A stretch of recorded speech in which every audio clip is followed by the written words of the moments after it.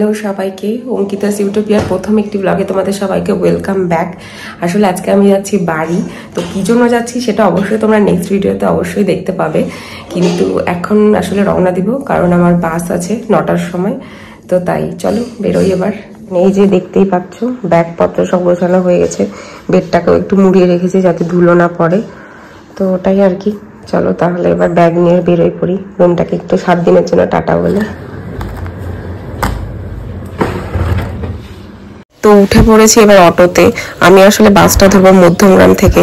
তো আমি যেখানে থাকি সেখান থেকে মধ্যমগ্রামে অটো করে যেতে প্রায় 30 থেকে 35 মিনিট মতো লাগে। তো আমরা ওই জন্য বেরিয়ে পড়েছি।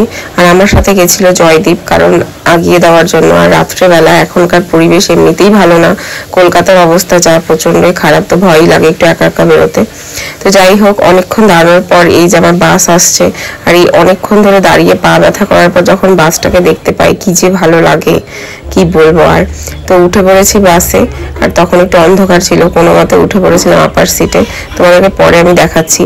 এই যে বাসটা এবার এসে পৌঁছে গেছে কৃষ্ণনগরে। এখানে 20 মিনিট মতো একটা স্টপেজ দেয়, তো ওখানেই নেমেছিলাম, সবাই নামে ওখানে খেতে।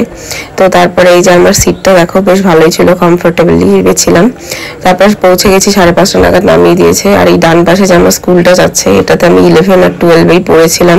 তারপর পৌঁছে গেছি বাড়ি। চলো।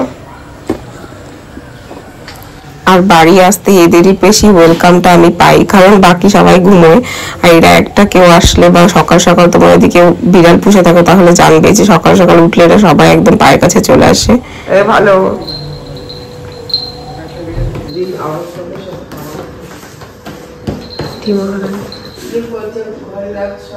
বাড়ি এসে দেখি ছাদে দিয়ে আসছি, কারণ নিচে প্রচন্ড ডিস্টার্ব করছে। ছাদে এবার লাফালাফি করে বেড়াবে। আয় আয় আয়,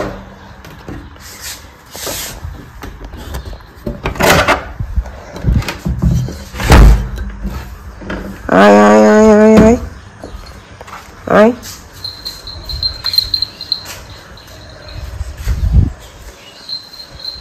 এবার ওরা খেলে দুলে বেড়াবে, খেলুক, আমি নিচে যাই ফ্রেশ হই।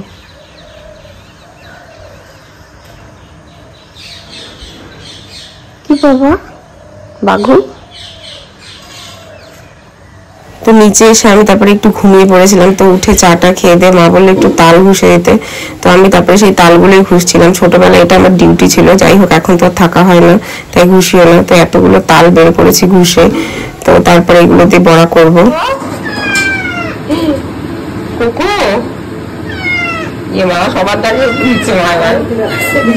আসলে অনেকক্ষণ ধরে ওকে ডাকছিলাম কিন্তু উত্তর দিচ্ছিল না। তো হঠাৎ করে ভিডিও করাতে বা উত্তর দিচ্ছে জানি না।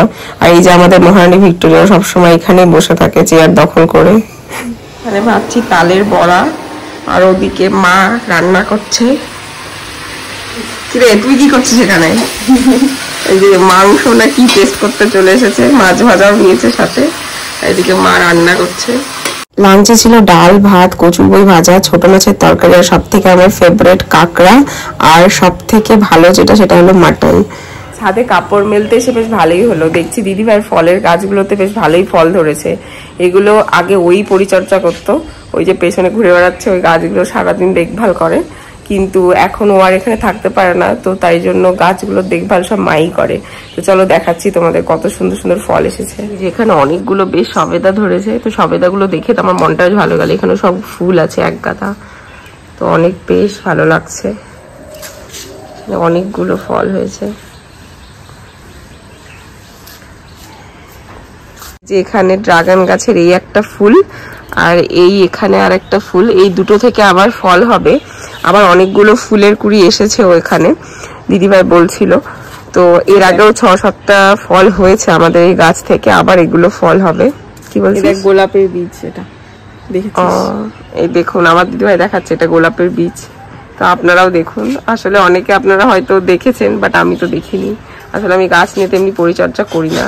হ্যালো সবাইকে, আজকে নেক্সট ডে। আসলে আমি ব্লগটা এন্ড করতে ভুলে গেছি, তো তাই আজকে এন্ড করছি। তো তোমাদের যদি এই ব্লগটা ভালো লাগে তাহলে অবশ্যই একটা লাইক শেয়ার অ্যান্ড সাবস্ক্রাইব করে দিও। আর ব্লগটা এতটা অবধি দেখার জন্য খুবই থ্যাংক ইউ। আর এই যে এখানে বাচ্চাগুলো সব বসে ঘুমো দিচ্ছে। এই যে এটা হলো ওর মা, আর এগুলো হলো ওর ছানাপোনা। তো সবাই মায়ের কাছে বসে বসে ঘুমো দিচ্ছে। তো থ্যাংক ইউ সবাইকে, বাই।